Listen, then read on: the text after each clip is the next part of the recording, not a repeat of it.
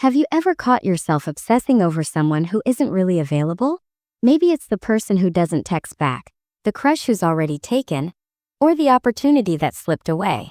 It's confusing. Why does the unavailable feel so magnetic?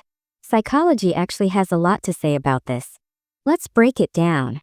The scarcity effect. We're wired to place higher value on things that seem rare. Imagine walking into a store. There are two shelves. One is overflowing with items, the other has only one left. Which one feels more tempting? Most people go for the scarce option even if both products are the same. In relationships, when someone seems less available, whether they're busy, mysterious, or just not interested, our brain interprets it as scarcity. And scarcity equals value. This doesn't always mean the person is actually more compatible. It just means our brain exaggerates their worth because they feel harder to get. The forbidden love psychology. There's also the pull of what's forbidden. Humans are naturally curious, especially about things we're told we can't have. Think about kids being told not to touch a jar of cookies. The rule itself makes the cookies irresistible. In love, the same rule applies. If someone is off limits because of distance, timing, or other commitments, that forbidden label can make the attraction feel even stronger. This is why forbidden romances like Romeo and Juliet are so powerful in stories. The secrecy, the risk, the idea of breaking the rules, it heightens the emotional charge. The chase versus stability. Chasing someone can feel thrilling. There's adrenaline, mystery, and the constant guessing game. Do they like me back? Will they choose me?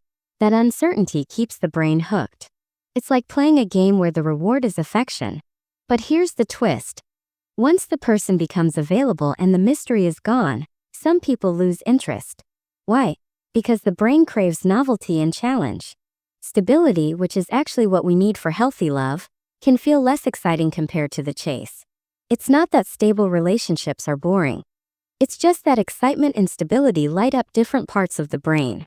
Why distance increases desire. Ever heard the phrase, absence makes the heart grow fonder? Distance can actually magnify attraction. When we don't see someone regularly, our brain starts filling in the gaps with imagination.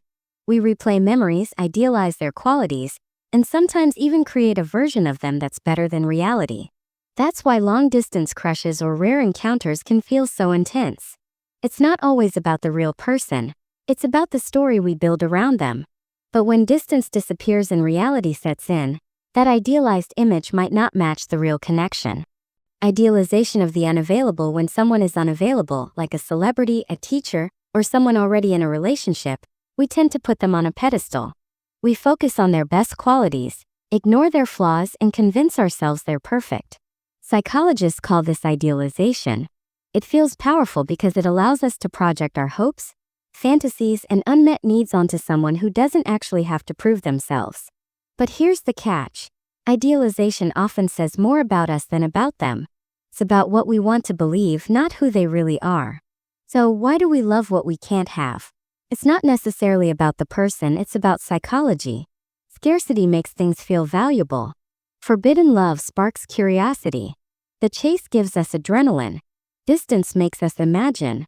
And idealization lets us build fantasies that reality can't always match. The truth is, sometimes we don't fall for them, we fall for the idea of them. And recognizing that can help us step back and ask, do I really love this person? Or do I just love what they represent?